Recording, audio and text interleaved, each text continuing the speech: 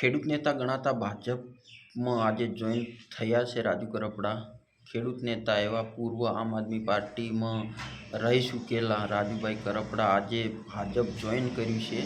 તારીખ 9/4/2026ના રોજ આજે 1 વાગ્યાની આસપાસ રાજુ કરપડા ભાજપ જોઈન કર્યું છે. આપણે સૌએ કોઈ ગુજરાતમાં તમામ લોકો, ખેડૂતોએ બધાએ એમના ઉપર ભરોસો મૂક્યો હતો. એ ભરોસો આજે રાજુભાઈ કરપડાએ તોડ્યો છે. શું કારણ કે ભાજપ હવે સત્તાધારી પક્ષ છે એટલે કંઈ પણ મુદ્દો ઉઠાવશે નહીં અને ખેડૂતોની એક આશા હતી કે રાજુભાઈ જેવા એક નીડર નેતા હતા. તો આજે આપણે બધા જાણીએ અને વિચારીએ રાજુભાઈ કરપડા વિશે. અને રાજુભાઈ કરપડા આજે જોઈન થઈ ચૂક્યા છે તો હવે શું આશા રાખીશું અને આવા નેતાઓને ખરેખર આપણે બધા ઓળખી જવું જોઈએ. અને રાજુભાઈ કરપડા વારંવાર આપણને કહેતા હતા કે રાજુ, ભાજપ તો હું ક્યારે જોઈન ના કરું, એવું કંઈક કહેતા હતા. મને વચ્ચે એક ખબર છે. અને ભાજપ સામે એટલું બધું બોલી ચૂકેલા માણસ આજે ભાજપ જોઈન કરે ત્યારે એમને થોડી ઘણી પણ શરમ આવતી હોય કે ના આવતી હોય, કે પછી આ બધું રાજકારણમાં ચાલ્યા કરે.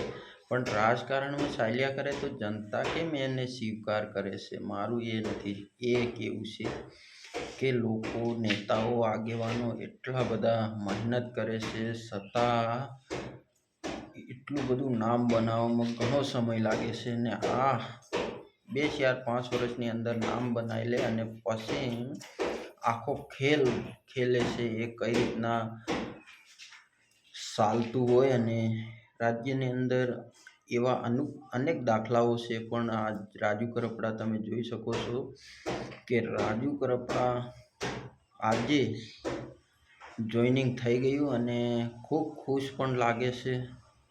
કે શું કારણ હશે ખબર નહીં, ખૂબ ખુશ લાગે છે. અને રાજુભાઈ કરપડા આમ આદમી પાર્ટી છોડી ત્યારથી ગોપાલ ઇટાલિયા, પ્રવીણ રામ જેવા નેતા સ્પષ્ટ કરી હતી 100% ભાજપમાં જ જશે, તમે બીજે ક્યાંય નહીં જાય, 100% ભાજપમાં જ જશે. થોડો સમય સભાઓ કરશે, ખેડૂતોની આમ કરશે તેમ કરશે એવું ગોપાલ ઇટાલિયા તો સ્પષ્ટ કરી હતી. તો એમની ભવિષ્યવાણી પણ સાચી પડી અને આજે રાજુ કરપડા જોડાઈ ચૂક્યા ભાજપમાં જોડાઈ પણ ચૂક્યા. એટલે આપણે બધે હવે ખૂબ સારું સમજવું અને વિચારવું. નેતાગીરી લોકોને ખાસ સમજીએ, એ પૈસા બનાવવા આવે છે અને રાજ કરવા માટે જ આવે છે.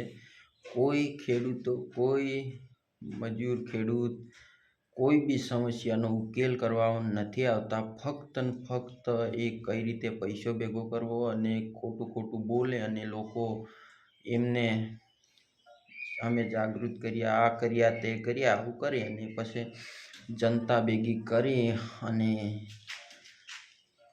કઈ બી રીતે ફંડ એમને મળી જાય. કારણ કે જનતા મારી સાથે છે તો કંઈ એ રીતની ચાલતું હોય એટલે સતત આવું બધું ચાલતા રહ્યું અને નેતાઓ આવી રીતે લૂંટતા રહ્યા અને જનતા હજુ સુધી સૂતી છે.